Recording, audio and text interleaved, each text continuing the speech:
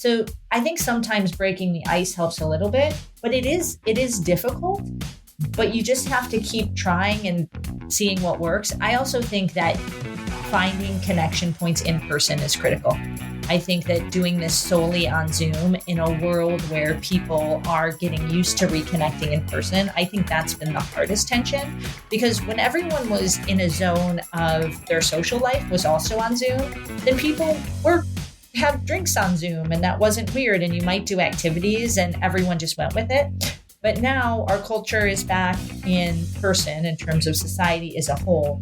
So people don't want to do those funny moments, those team building magic tricks, what have you, on Zoom calls. And so you have to find the right way to integrate in-person moments, because that's when people really get a feel for the energy. Welcome to How I Made It in Marketing from Marketing Sherpa. We scour pitches from hundreds of creative leaders and uncover specific examples. Not just trending ideas or buzzword-laden schmaltz. Real-world examples to help you transform yourself as a marketer. Now, here's your host, the Senior Director of Content and Marketing at Marketing Sherpa, Daniel Burstein, to tell you about today's guest. The difficult we do immediately. The impossible takes a little longer. That quote is from David Ben-Gurion, and it reminds me of marketing, right? We're in the digital age, or maybe we've crossed over into the AI age. We don't have the long deadlines we had when I started my career writing print ads. And that's just the difficult. What about the impossible? Well, that is part of our stock and trade as marketers, right? We push, try new things, experiment, innovate. That which was impossible yesterday is our new campaign or new tool we built for the customer. So let me drop another quote in here. This one from my next guest. Embrace riding the worm. That's her way of saying, don't be afraid to try something that seems virtually impossible. It takes resourcefulness and the ability to tame the seemingly uncontrollable. Here to share the story behind that lesson, along with many more lesson-filled stories, is Erica White, the Vice President of Marketing and Communications for Affirm. Thanks for joining me, Erica. Thanks, Daniel. Great to be here. All right, so let's take a quick look at your background, just cherry picking from your illustrious career. We have Assistant Manager of Brand Communications at Hilton Hotels, Director of Global Corporate Relations and Corporate Marketing at Visa, Director of Corporate Communications at Pandora, many more roles, but for the past 4 years, you've been VP of Marketing and Communications at Affirm.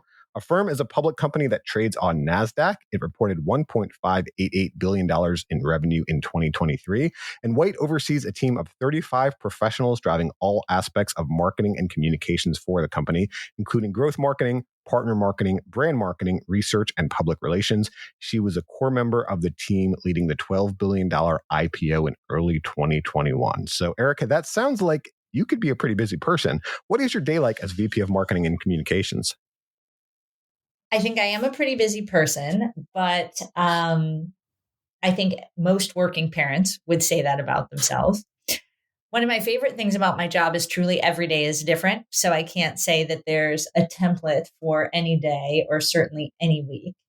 But I'll tell you a few things that I focus on and that I try and integrate regularly.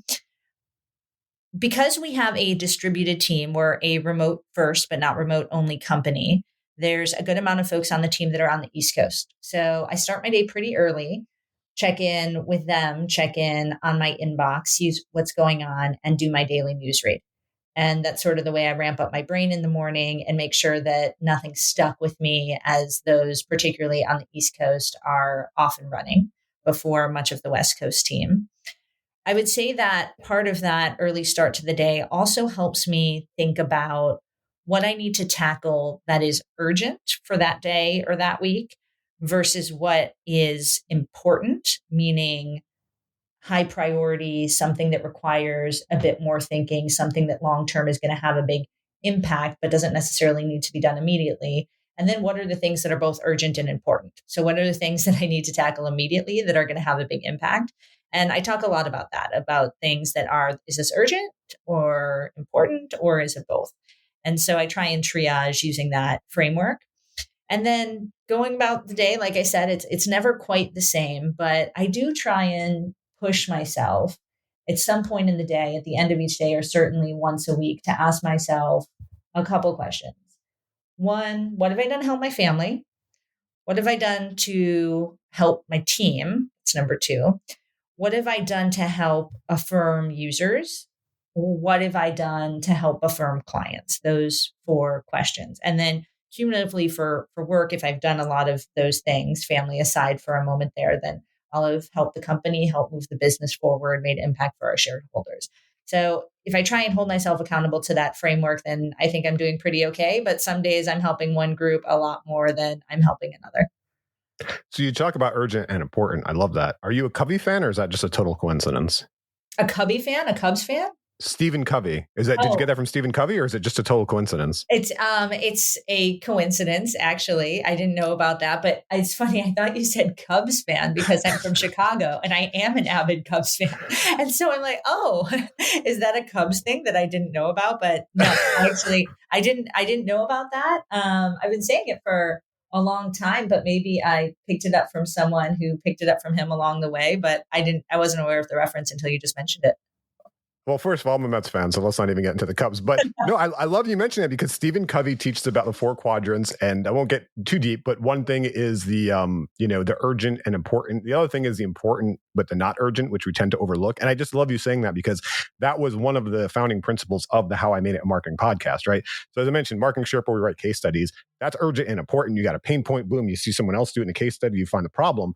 But these conversations we tend to have about leadership and our careers. And like you said, your family and our lives, these long things, these are important things that if we don't specifically take the time, like you mentioned, we won't do the important and not urgent things. So that's why I just bring that up. I love that. The important, not urgent often gets overlooked. And that's what we try to cover here in How I Made It in Marketing. So let's take a look at some lessons people can get from your career for their own important but not urgent planning for their own careers or own campaigns or own leadership. So that first lesson, embrace riding the worm. So I haven't seen Dune or Dune 2, so I don't. Honestly, I searched it after you said that, and it looks so creepy to me. But I'm a comedy fan. But explain that to us. What is riding the worm, and how the heck does that relate to marketing? It's tough to explain this in full to someone who hasn't seen the movie because I really don't want to ruin anything for you. And I Spoiler alert. want you to see the movie. So full admission, I love great stories. And I guess that's why I'm in this line of work, at least in part. And fantasy, sci-fi, but more pure fantasy, whether I'm reading it or watching it, I'm definitely a fan. So Dune certainly falls in that category. And I will say, without again giving too much away, that to me, riding the worm is having a lot of courage to try something that you don't think you can do, that you've never done, doing it confidently, and others celebrating and the results with you when you've achieved that thing that you didn't think you can do and that quite frankly seems impossible. And I think that this has come up a lot. In fact, I'd say this comes up regularly when there's a challenge ahead of myself or my colleagues that we're discussing and we don't have enough time or we don't have enough resources, we don't have enough budget, we don't have infrastructure in place. I think the difference is, do you believe that it can be done? Do you have conviction in yourself and in the people around you that you can conquer something excellently, even if you're doing it for the first time and if it seems really hard? And time again, I've seen this happen when the right attitude is in place and when someone has a lot of confidence in themselves and in the people around them. So an example I think about specifically is going back to 2021, we decided that we were going to launch a holiday campaign and we were going to figure out how to do live production, produce all the assets, do the media buy in a matter of weeks. And I think most teams, and certainly most people on our team, had at least months to think about achieving a similar task in the past. And when I landed this, that type of stress can really sink you in that moment of we're not set up to succeed and this work isn't going to be what we think we should be, or it can be a real unifying factor. Again, if you believe in yourself, if you believe in the people around you. And I think if you collectively have a culture of leaning into what seems hard and celebrating when it's conquered, then there's not a lot you can't do. Do you remember the first time in your career, or maybe one of the early times in your career when you did that? Because I mean, I love this example and the leadership that you had to bring to it for this example. But I found in my career, like as I've gone on, this has become easier, right, as you get a track record. But earlier, it's hard and it's scary. I think two things that I found are hard and scary. One is putting out a creative idea because I never know if an idea is going to work or not. I can't say for sure. I think so. I think this is unique. I mean, just starting from working with, the leadership or the client, like, are they going to buy into it? Or is a customer going to buy into it? And then the other thing is taking on a new role or a big new responsibility of a thing I haven't done. As I've gone on in my career, I guess I've built that kind of muscle memory to be like, okay, this idea, I mean, I don't know for sure it's going to work, but I'm going to put it out there. I've got a high batting average and, I think we're going to do okay. Even if I fail, I'm going to learn from it because it'll be, a way to experiment. Or, hey, this new thing I got to do, but I've done these other new things that'll work. But early in my career, it was hard. So can you think of, an example like earlier in your career when you kind of had to do one of these things and what you learned from it? And would you tell someone else early in their career? Yeah. I think this is such a good point because the confidence to jump on the next worm, so to speak, and keep riding the worm has a lot to do with that celebration factor at the end and people celebrating you and giving you the confidence that the next time something like that comes along, it's easier. So I think that speaks to you starting to see this as a pattern of something you can do if enough people have lifted you up along the way. Thinking about my career, I actually have the same sentiment that earlier on, it was pretty terrifying to feel like you weren't set up for success because it was a first at bat at everything. Once you have more at bats, you're like, oh, well, if I whiff this one, I've hit it out of the park a couple times, so I'm not that concerned. But when those at bats are fewer and newer, it's a lot more intimidating. So I think back to Hilton because in many ways that job was, and I was an associate manager, assistant manager when they hired me. In many ways, I still see that job as a really big break for me in my career for a couple of reasons. One, I was drastically underqualified for it. And I don't say that just to be humble. I say that because objectively, I think I was very underqualified, very green for what they were looking for someone to do, which was really spin up a lot more brand awareness and publicity and infrastructure around their Hilton Honors program that stretched across about 9 different brands of hotels at the time and really kick up their CSR efforts for the DoubleTree brand of hotels, as well as their social media program. And social media and blogs and all those things were really nascent at this point. And I remember sitting in a meeting and us discussing, this is going to age me, so it's a little embarrassing, but the anecdote is too right on that I can't prevent myself from sharing it. But we were sitting in this meeting, I'm barely out of college, and we're talking about this Twitter thing. What's this Twitter thing that people are experimenting with? And none of the other Hilton brands really were touching social media yet because it was, even Facebook was sort of in this place of brands were figuring out what to do with it. What do we do with the wall? All these things. And I remember being like, we should try this. Why don't we just try this? And I'm totally prepared for everyone to think I'm crazy. And I also had no idea how we would actually operationalize it, but I put it out there. And I remember my manager at the time just immediately backed me up and was like, yes, we should be out there first doing this. We love our customers. Why not let them get in touch with us directly? Why not use this as a news feed? And we just put ourselves out there first, had really zero idea what we were doing. So that was a really exciting at bat because I had this idea of it's not scary to be first if you have the right support and conviction around you to succeed.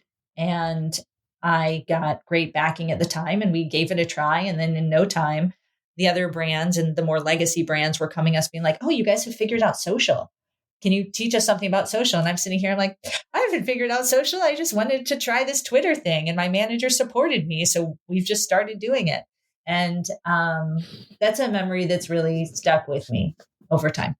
Well, I just want to mention how impressive that is because you're kind of playing it off as just being someone young and wanting to play with stuff. And maybe that was the case, but you were visionary with that. Like there's been no industry, seriously, where social media has been more impactful than travel.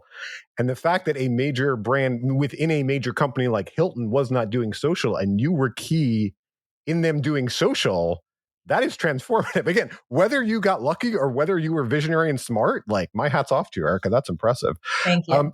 You mentioned celebrating, and when you celebrate those wins and you remember them, that kind of ties into your next lesson, I think.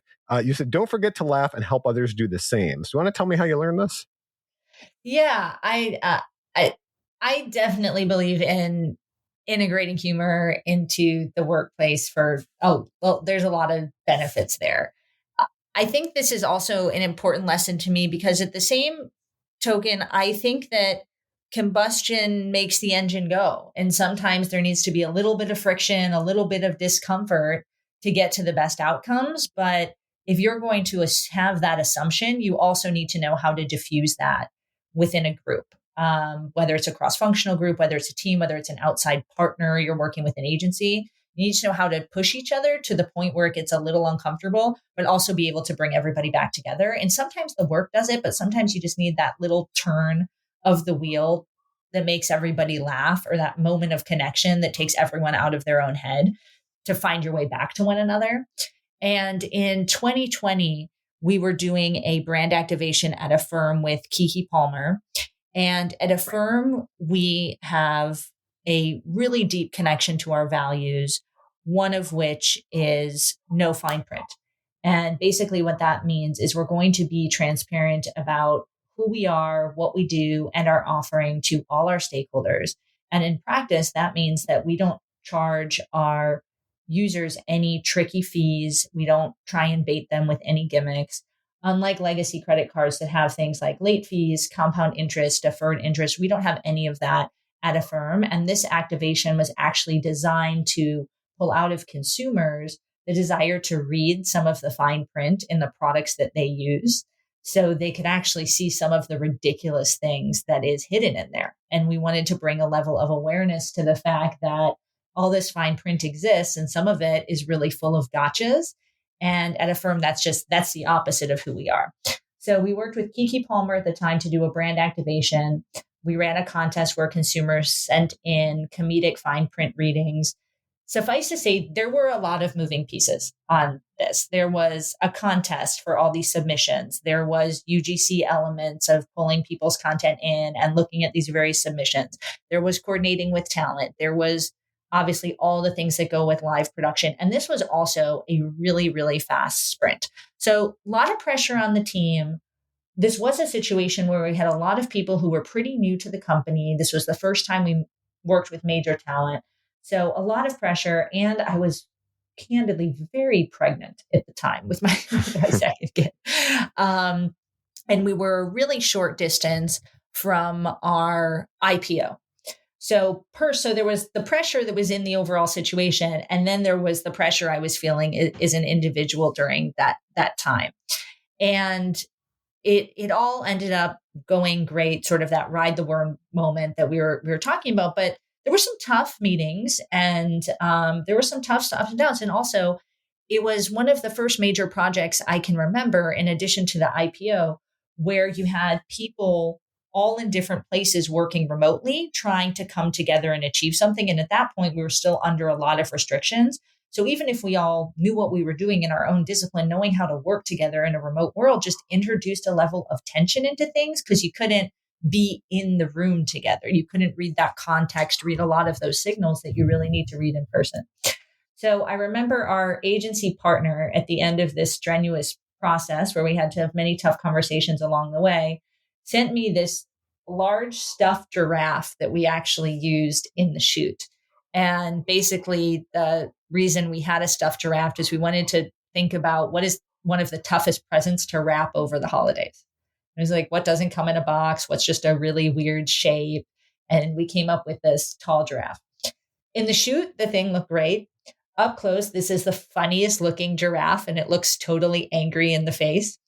I opened this thing, I cracked up, and I still have this in my house as just a reminder that sometimes you need to diffuse a situation with humor and find those connection points with one another, especially during the hard moments. No, I love that. That's nice. But actually, something you said I want to kind of dive into is more about the specific messaging you're talking about now in that ad. And I know the messaging that kind of your current brand's using. And you don't have to answer about your current brand. We could talk about anything. But you mentioned a certain level of transparency you're trying to bring to your industry and how you talk about it. So when you're bringing that transparency in the industry, though, how do you help the customer make the best choice by also talking about the downside of the brand, right? Because when a lot of times we talk about transparent marketing and transparency, yes, it's easy for brands to say, here's how we're disrupting an industry and here's how we're different. But sometimes it can be difficult to say, but we still need to make money. We still need to do certain things that aren't positive. And so that transparency can be harder. We've seen this with many brands over the years in different ways. Domino's tried to bring in some level of transparency and said, hey, we made bad pizza, we'll make good pizza. We see Mark Cuban with Cost Plus. He's trying to disrupt that industry by saying, okay, yes, we do need to make money, but here's what we do. We have a specific upcharge or whatever. So I wonder if you found for this brand or any brand, how you can help the customer make that best decision by bringing the transparency. And yes, here's how we're disruptive and different in a positive way, but we also got to say, hey, there's going to be some other elements that I wouldn't say aren't positive to the customer, but there's going to be some cost for the customer, right? Because we are still a for-profit business.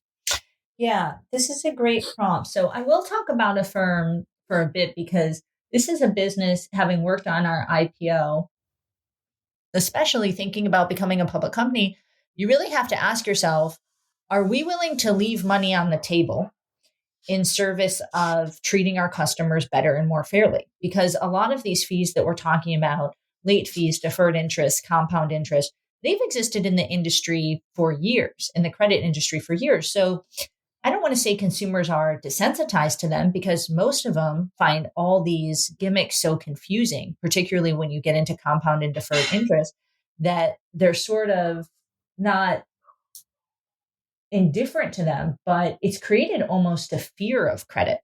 I know, looking at myself, one of the reasons I decided to take this job is I was thinking about my younger self, and I was very afraid of credit cards. I just had that family that was money conscious, and it was like, you don't use one of these things unless you pay it off in full every month. Like, it is a dangerous tool. Like, with great power comes great responsibility. And like, this can be a really dangerous tool.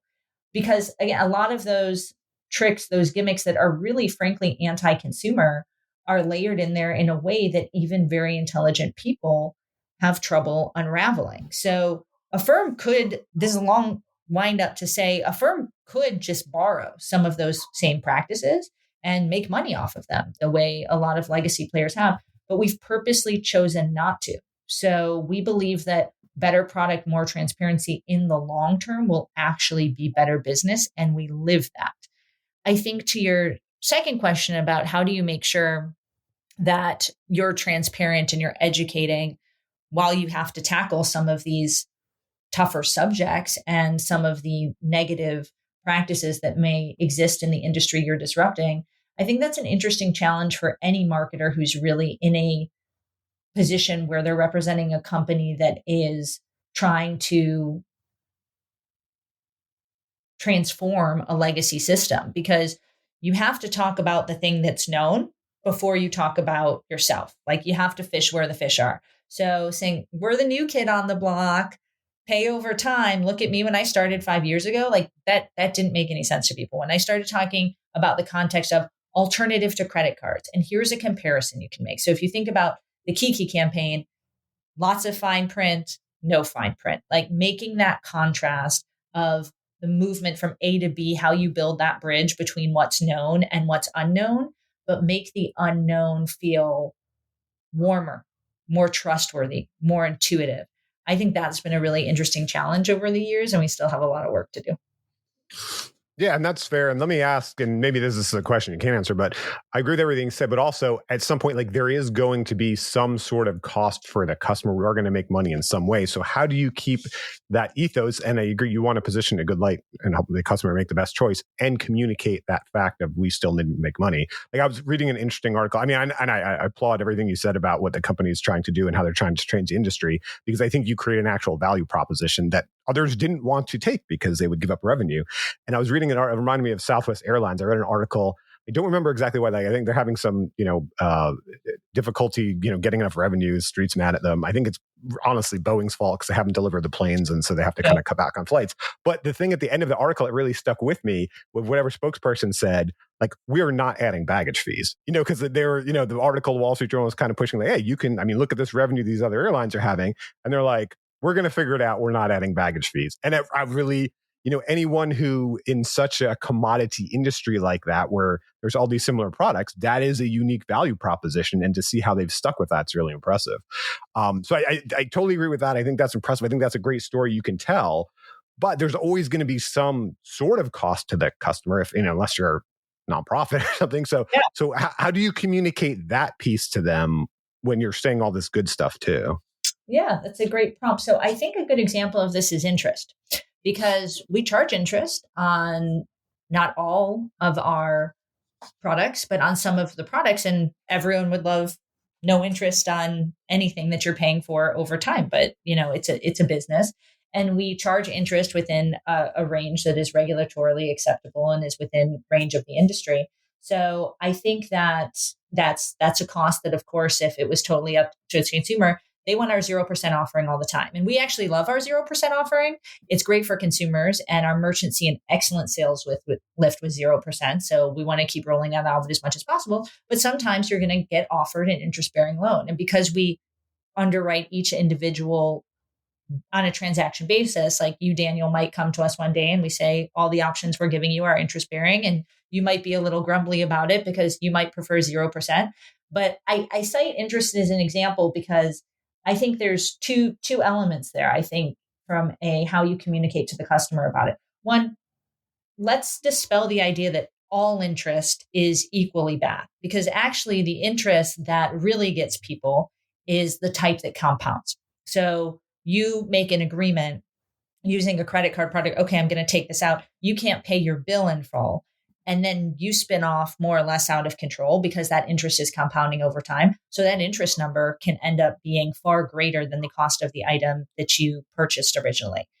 The way we communicate about it is we have simple interest. So the interest that you're extended at the point of sale, if we're underwriting you for a given purchase, that amount you agree to, it's never going to change. So we can't make interest go away in its entirety, but we can make the way that interest is deployed more transparent and just easier to understand. So if hey, I'm going to pay $200 in interest. That's what I'm going to pay with a firm. That $200, that's never going to change. That's going to be the interest you're going to pay. So would you rather not pay that sometimes? Sure, maybe. But at least you have the comfort to know that that number's not going to change. So I think it's debundling some of the practices that maybe are not people's favorite to understand that it's not as binary every single time.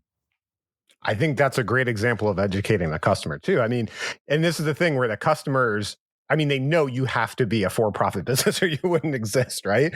And so saying, hey, this is a fair way we think we can make profits, and here's how it's compared to our competitors, versus, what that industry has unfortunately been known for is there's a lot of gotchas of the feeling of like, wait a minute, I thought it was this or that. So I think that's a great example of transparency. It reminds me of, I don't remember who the guest was. We were talking about this, and he used an example from his personal life. He was taking a shuttle bus. I think it was in San Francisco. It was a bus. I think it was maybe from like San Francisco to San Jose or something. And the bus put out this email, and they just like transparently show their financials. And they said, if we can't get however many more customers, we would have to stop operating because we just don't have the money. So there's one of two things. You could tell more people about this and hopefully we can get more customers, or, we're going to have to shut down. And it's easy for like sometimes a smaller company to do that, right? Because you have more of a connection to them. You feel like, oh, it's the individual owner. But that's a great example of a big major brand saying, obviously, we're a company business. We got to make money. Here's how we do it. And here's how it's different from others. To do that, you have to have the right team in place to have that type of communication. And one thing you mentioned is within teams, make ownership a feature and not a bug. That's a great software analogy. I love using that term. But what do you mean when it comes to teams with that? Yeah, you work in tech long enough, things like feature versus a bug become very commonplace out in your vernacular. You just don't even recognize it anymore. But I think this is really important, this idea that ownership should be a feature and not a bug. I think if there's a thing that will rub me the wrong way, it's a lot of great ideas and a lot of people participating in a given project or piece of work, but a total lack of clarity on who's accountable for either a work stream or the project as a whole, and who is raising their hand to say, I'm going to achieve this end result and I'm going to be held accountable for it. That, to your earlier question, can be intimidating for people early in their career. And I think depending on what your work experience is, that act can be really intimidating overall. But it can also be really empowering, not just for individuals, but for teams, because you can say, okay, Daniel's got this. He's owning it. I'm going to be here to help, but I'm going to stop worrying about it and focus on climbing the next hill and deploying my unique set of expertise or whatever capacity I have towards another thing that needs doing. And when Daniel needs help with something, I know he's the owner of it and I'm going to help him meet his goals, but I know that he's on it. So I think that that's something I really try and encourage a lot. I would say I push this question a lot. Who's the owner? Who's the owner of this piece? Who's the driver? And listen, every leader, every company, I think would love to do this perfectly. And I think disseminated ownership and people bumping into each other is sort of inevitable when you have a lot of ambitious people chasing a lot of big, hairy problems. But I ran into someone who I consider a longtime mentor, friend at an event not too long ago. And he had this great analogy. He said, ambitious people are like alligators and problems are these big pieces of meat. So if I want to get alligators going, I just dangle a piece of meat and all the alligators will come running. The balance is not getting every alligator chasing the same piece of meat and making sure as a leader, a driver, you're coming up with enough interesting pieces of meat, but not so many that the alligators aren't it's not like they can never share a meal. So I thought that was a really interesting, colorful way to put some of this. I like that. So let me ask, because I think there is one case where we want all the alligators going over the same piece of meat, to use the analogy maybe in the wrong way, but that is in making sure we're serving the customer and putting the customer first. And so I wonder if you have an example of how you build that team to have that ownership mentality where looking after the customer is a feature and not a bug. And, for example, I wrote a case study about National Foods Limited. They're a ketchup company, and they were researching their target audience, and they found this target audience is time poor. Their parents, mostly mothers, they don't have enough time to supervise their kids. So their kids were watching a lot of video content. And in their home market of Pakistan, there was very little local educational programming. So what they did was, this is catch up. They made educational programming for math and, different things, and they sponsored it. And they made those shows on YouTube. Again, they're a catch up company. They were just seeing what their customer needed and putting them first, not making better catch up. And I loved something that you said when I asked you about your day, the questions you ask yourself. And two of them I wrote down is, what have I done to help users and what have I done to help customers? And that is such a customer first mentality. So back to my original question, how do you disseminate that in your team to make sure that no matter what piece of meat they're going after, everyone's got that same focus to serve the customer? Yeah. So I think we're lucky at a firm because we are so customer centric that we actually have a lot of tools and opportunities for marketing, or quite frankly, anyone at the company, no matter what you do, to find a way to stay connected to customers. And I think we're a network business, right? So consumers are our customers in a way, but we refer to them as consumers or users. And then we have merchants who are clients who are also customers. So I'll use that phrasing to talk about them. But starting with merchants, so the people who are actually really buying the product are partners at different retailers and other commerce platforms.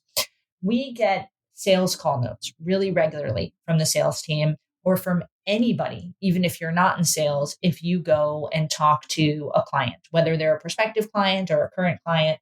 And I am pretty diligent about making sure that I read all of those emails, even if it's not a client I'm working with.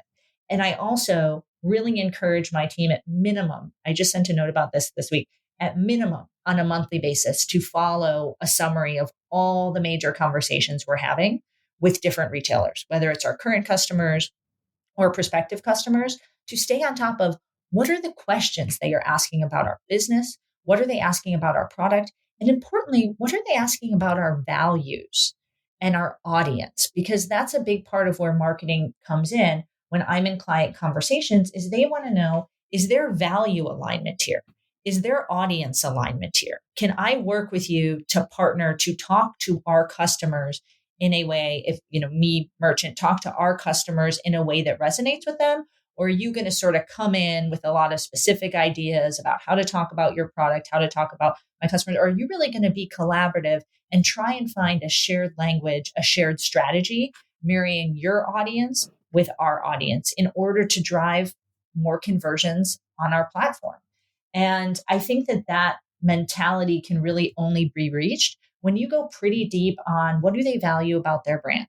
What do they think about when it comes to how they treat their customers, how they communicate with them? What are the segments that they're focused on? So that's on the merchant side.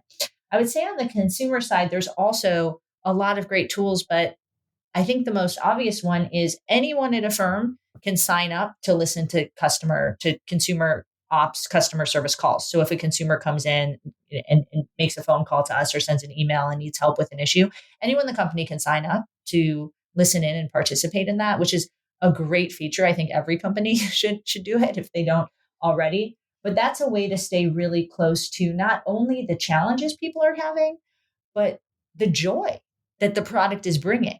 It's wonderful when sometimes you run into somebody at an airport or you're sitting on a train for a long period of time and they're just like, I love Affirm.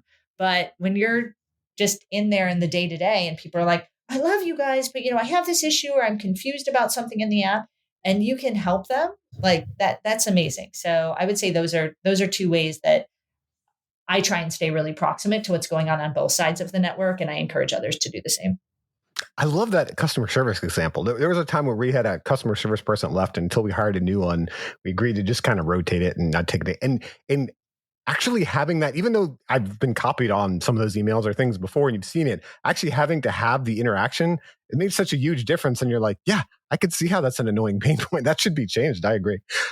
We also mentioned collaboration, which I love because in the first half of How I Made It in Marketing, we talk about lessons you learned from the things you made. In the second half, we talk about lessons you learned from the people you collaborated with. That's a great thing we get to do as marketers, make things and collaborate with people. But first, I should mention that the How I Made It in Marketing podcast is underwritten by MechLabs Institute, the parent organization of Marketing Sherpa. MechLabs AI now has 14 expert assistants to help you with your marketing, along with a guided headline writing path to write a powerful headline, all trained on a methodology built on the results from 10,000 marketing experiments. It's totally free. For now, you don't even have to register to get started. Just go to mechlabsai.com and start using it. That's MECLABSAI.com and start getting artificial intelligence working for you. All right, Erica, let's take a look at this first lesson here. You said energy and positivity are contagious, and you learned this from Heidi Browning, the CMO of the NHL. How did you catch energy and positivity from Heidi?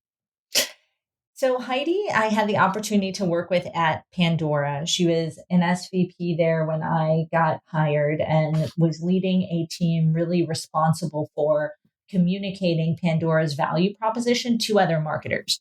And marketers selling to other marketers is really hard. Marketers are a really hard audience to sell to. And Heidi had, from the moment I met her, the most authentic and intense enthusiasm of, I think, any executive I'd come across up to that point in my career. And you couldn't help but be in a room with her and sit up straighter, smile bigger, talk a little louder, a little faster, maybe not immediately, but 10, 15 minutes in, you'd be like, I feel kind of sluggish and then I'm not matching this energy. So she up-leveled the energy and in doing so, the intensity in a room just by bringing a lot of enthusiasm. And listen, this is hard. Like, leaders are tired. Work is hard. So mustering every day to come in and put your hands in the air and say, let's go, and really rally folks around that is admirable. And I still see Heidi regularly. We talk regularly, and pretty much without fail, she brings a ton of positivity to even sticky situations. And if I've been down before and talking to her about something, she unfailingly points out what is good, what is positive, and it's contagious. You sort of can't escape from it. And I think that's to a degree just the person she is. But it's really a lesson that I've taken because sometimes on the hardest days, when you're the most down, it's the most important to really dig for that and find the energy just to up level the energy of everybody in the room, because it's an unspoken, unexplicit challenge to say, if I can show up today and get excited, then everybody else can. So I'm really thankful to have worked with her and to seen that in action. I think it's made me better. So you mentioned you have a team on the East Coast. With the previous roles you've had, I imagine there's many times you've had geographically distributed teams. I also assume you're not even always in the office in San Francisco. How do you do this remotely? Because this is something where I'm pretty introverted. I've never been good at it. I love focusing on the work, but I love those people who can do it, but I cannot do it. And I found it's even harder to do it remotely where you don't have, first of all, just that same interaction where, people just can just be on Zoom calls or something, but also you don't have those subtle quiet moments, like just seeing someone in the lunchroom or while you're walking out of the meeting room or these things. So have you figured out how to do this when you have a geographically distributed team or you're just working in a hybrid environment? It's not as easy, that's for sure. And it's harder to tell how contagious the enthusiasm is, because sometimes I might just show up and be on a level of energy and excitement that feels really different from everybody on the screen. But I just own it and I try. It goes back to what we were saying previously with the amount of at-bats. And sometimes I'll bring a lot of enthusiasm to a call or a conversation, and it feels drastically unmatched. And I just have to be like, I tried, I tried. And other times it really works, but you sort of don't know until you experiment with a couple crazy things, whether that's just starting the conversation, having a human to human connection, right? How's, your daughter was sick. Is she feeling better? You have that really fun vacation coming up in 2 weeks. How excited are you? I'm really jealous. Wow, didn't you go to a concert this past weekend? You saw Taylor Swift. Tell me everything. Send pictures around to everybody on the call. So I think sometimes breaking the ice helps a little bit, but it is difficult, but you just have to keep trying and seeing what works. I also think that finding connection points in person is critical. I think that doing this solely on Zoom in a world where people are getting used to reconnecting in person, I think that's been the hardest tension, because when everyone was in a zone of their social life was also on Zoom, then people were have drinks on Zoom and that wasn't weird. And you might do activities and everyone just went with it. But now our culture is back in person in terms of society as a whole. So people don't want to do those funny moments, those team building magic tricks, what have you, on Zoom calls. And so you have to find the right way to integrate in-person moments, because that's when people really get a feel for the energy. We got the whole marketing and communications team together earlier this year. And I think everybody, just from a couple days of being together, left so energized. And doesn't mean they don't like working remotely, but it reinforced to me the importance of making sure those moments exist when you work in a distributed environment. Yeah, it's just making sure you're balancing it. Remotely, you can get a lot more work done. I mean, my gosh, I get so much more work done. But yeah, also having that kind of human element. And it also brings up the importance of making sure you're available and able to, communicate through all these different electronic means we have, which brings us to your next lesson. I love this lesson because I've been on this earth for many years at this point, and I think I know myself, but I never realized I both do and don't do this. I never even really thought about it until I read your lesson. You said, always take the call. You learned this from Jamie Goodfriend, the founder of Creative Vision and former CMO of Hasbro. How did you learn this from Jamie? This is a great lesson. So Jamie and I had some mutual friends in the marketing arena, but we were at a conference internationally. We were in France. We were actually at the Cannes Lions, and there was a big Uber strike at the airport. This was many years ago. So you actually couldn't take an Uber into the airport, and the taxis were striking. So there was really no way to get there. except for a very small amount of people who had access to helicopters. And Jamie was, we just met, we spent a few days together. And I remember she called me really late at night because we were on the same flight. We were both actually going to Italy from there. And we didn't really know anyone else who was. And she was pretty terrified that there was no chance she was going to get to the airport and make this flight because there was, she's like, we can't walk there. I'm like, Jamie, we're going to figure this out. And I'm not going to leave here without you. And she was like, are you sure? And I'm like, Jamie, we're going to figure this out. Like, no woman left behind at this conference this year. And well, and I was just comfortable letting it ride for a few hours and seeing what the solutions were. So I found a bus to take us to the airport. I told Jamie where to meet me to get on this bus to the airport. And we traveled all the way through together, and it was great. And we had this bonding moment because of that. But what I've since learned about Jamie is that for people in her circle, there is really no time, no topic that she won't take your call on. I've called her and she's like, hi, the plane's going to take off in 2 minutes, but what do you want to talk about? What's on your mind? Or can I call you back? I've realized over getting to know her, she doesn't just do that for me, although I consider her a dear friend. She does that for circle of people in her network, which also has breeded this really great culture of when Jamie introduces you to somebody who's in her network, you always take that call too. So it's a lot of pay it forward. So I've asked her for recommendations, agencies, individuals, consultants, people for job openings that I've had available over the years.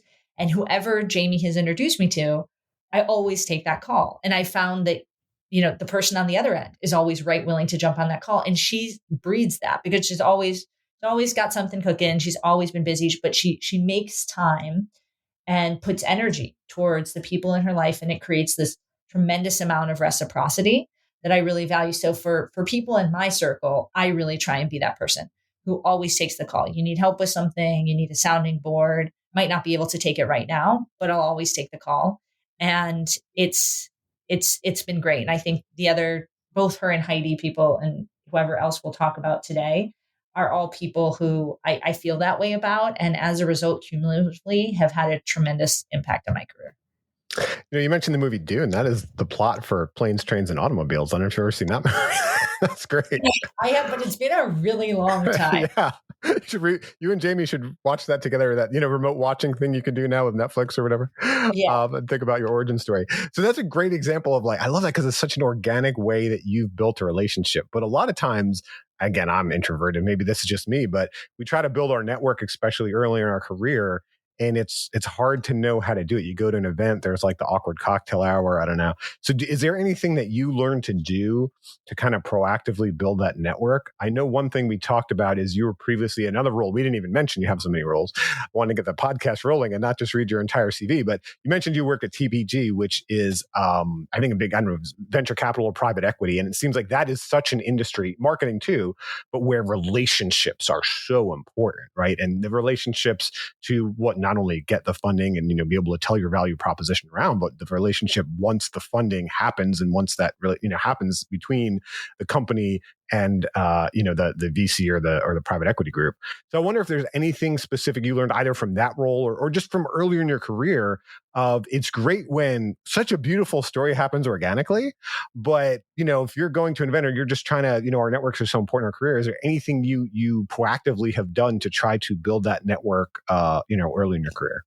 Mm-hmm. It's a great question. And you're correct. I did work at Texas Pacific Group, TPG, which is a large private equity firm, and relationships, of course, are integral there as they are in marketing. And if you don't know, we can move on because I honestly don't know. That's why I asked this question a lot. Like I said, well, it's a two-part answer for me, really. On the going into a new place, sort of building relationships from scratch, I'll just acknowledge first that it's hard, and you have to start somewhere.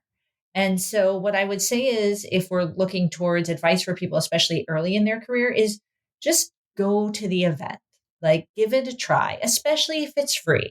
You go and you're not connecting with anyone or it doesn't feel right. Give it 45 minutes, like ideally an hour if you're brave, and then, walk away. And if you actually go to 5 of them and only one is worthwhile, or even you go to 10 and one is worthwhile, if you've met one person who you've made a deep connection with, that might be the person many years from now who finds you your next job, or who really gets you out of a tough, sticky situation or self-reflection debate that you're having.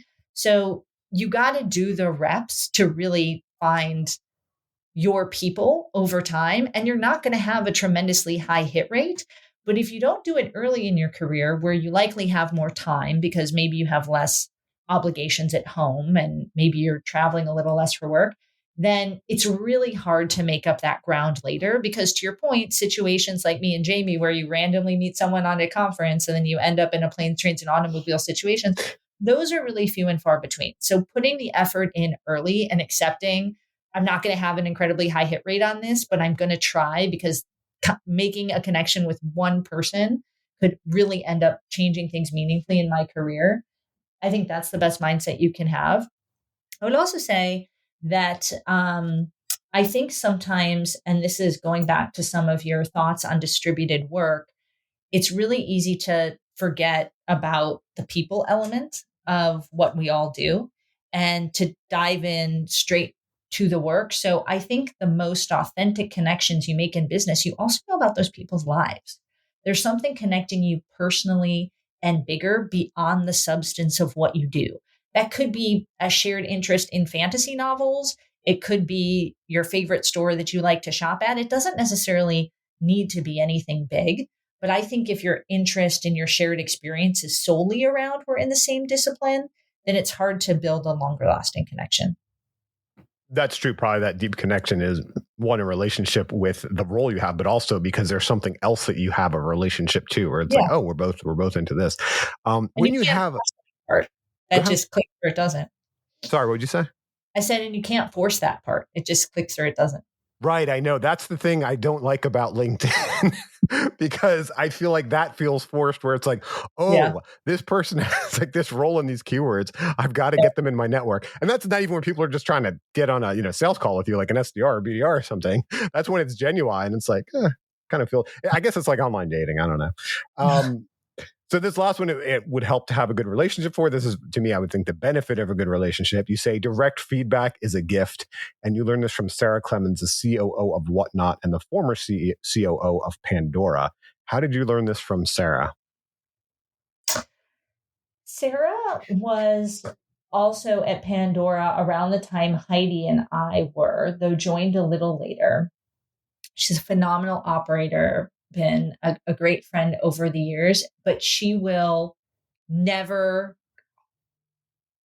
hold back for you. And I think appreciating that as a sign of her caring, wanting to make you better, wanting to make the work better, is like, once that clicks for you about her, then you're like, I'm so grateful that this person is in my orbit.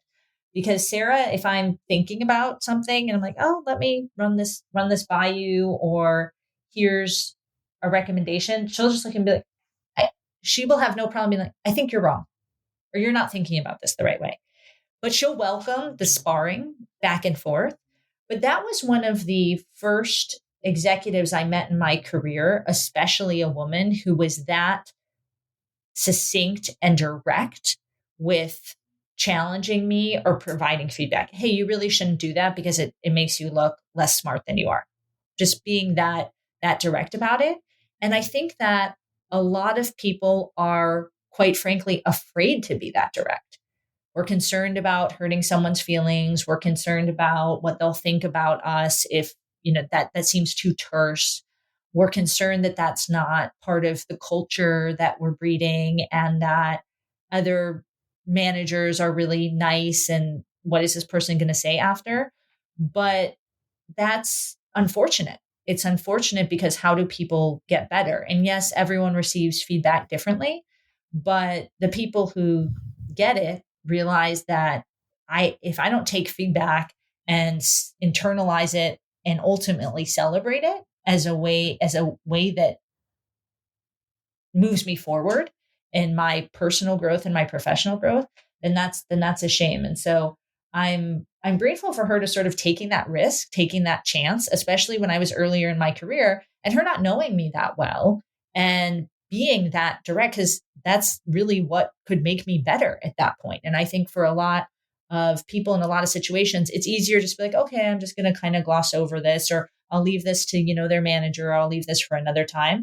But that's really a disservice. And I think that's especially a dynamic that I'm concerned can grow if we're only on Zoom in terms of interacting with people. But I think that we can't really improve if others are holding back on feedback to us. So that's a great lesson for receiving feedback. But I wonder in terms of giving feedback, like you said, oh, leave that to their manager. What about when they are your direct report or they are on your team and maybe you don't have that like friendly relationship that we talked about? Is there anything you've learned for giving feedback? Because something I do, which I didn't even know I did until someone called me out on it, is I use kind of that sandwich approach where you say something good. Then you say the thing they need direct feedback on, then you say something else. And I had a guy reported to me, Paul, if you're listening, I love Paul. He was able to be so direct with me. He was a great guy. And he would call it, when I would start, he could see that, where this conversation was heading, maybe even before I could. And when I started down the road, he would tell me, Dan, you don't have to give me the sandwich. You can just tell me the thing I need to fix. And I won't say what he called the sandwich, or I'd have to put explicit on this podcast. But that's the best thing I've ever figured out to do is the sandwich. Something good. Okay, here's the thing we really need to talk about, and something else good. So have you figured out something smarter than I have, Erica? I think if I had a fantastic answer to this question, I'd probably write a book. If I had a fantastic answer in a little more time. I think that two things I keep in mind are, one, I have to change a feedback approach a lot of times based on the individual, because some people may be similar to me, like it straight over the head, not diluted. The faster, the better. The more actionable, the better.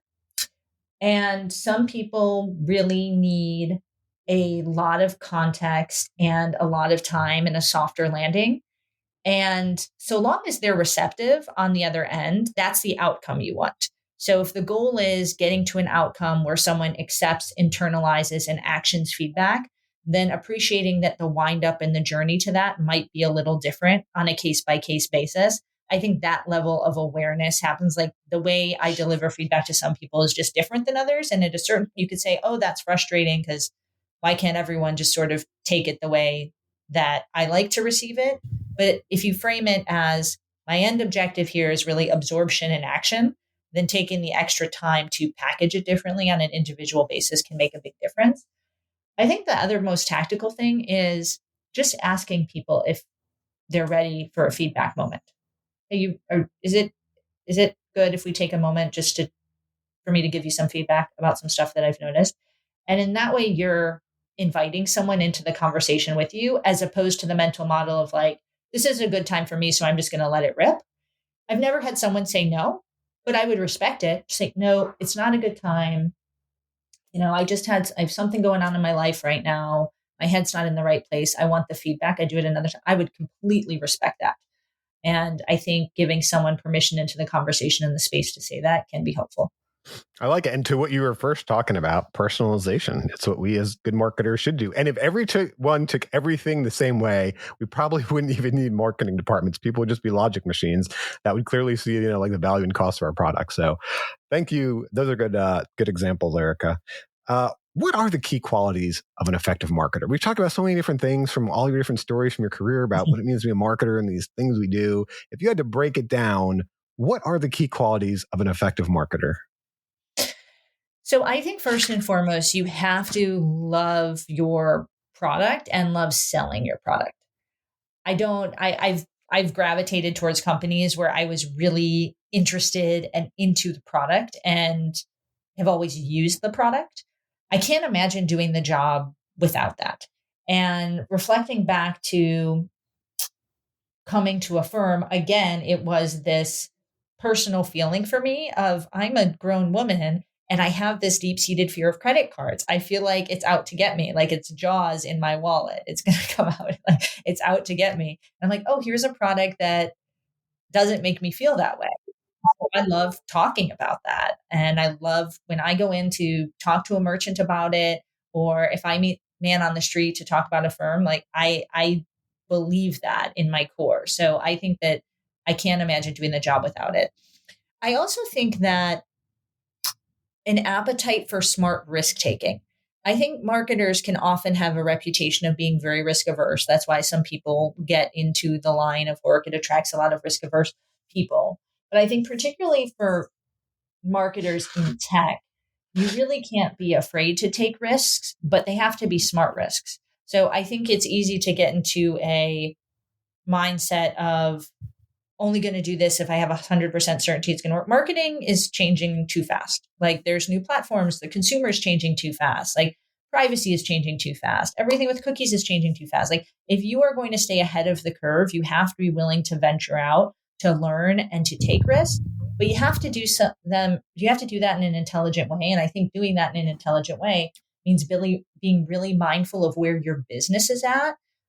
Financially, how much risk can we take? Like if this is going to cost us customers, if this is going to have a relationship impact, like how much of that risk are we willing to take? So having a much more global sense of the size of a risk, I think is really important to be a smart risk taker. Another thing I think which is very recent sort of to the present time is you have to have an ability and an appetite to execute in a range of budget environments. I think some teams can get paralyzed by the budget process and the planning process. And you all of a sudden you end up spending more time planning and building plans and linking budgets than you do actually doing the work. And then you pick up your head and you're like, wait, how do we have so much admin work in marketing? And I know for some folks in marketing positions, that's a lot easier said than done. But I think every marketer needs to be thinking about it. There's a range of things that can happen in terms of budgets every year, in terms of an uncertain macro environment. What am I doing to deliver value? How can I change my approach, whether that's doing something else or coming up with a new smart risk to take or otherwise? But I think those are some of the characteristics. But ultimately, I think that, being a high integrity individual and marketers that are aligned with leadership teams that are high integrity is the key to sort of all of this, if I had to sum it up. Well, thank you. Well, thank you so much for sharing everything you learned in your career, Erica. It was really refreshing and good to hear from you. Thank you, Daniel. It was great to be here. And thanks to everyone for listening. Thank you for joining us for How I Made It in Marketing with Daniel Burstein. Now that you've gotten inspiration for transforming yourself as a marketer, get some ideas for your next marketing campaign from Marketing Sherpa's extensive library of free case studies at marketingsherpa.com. That's marketingsherpa.com.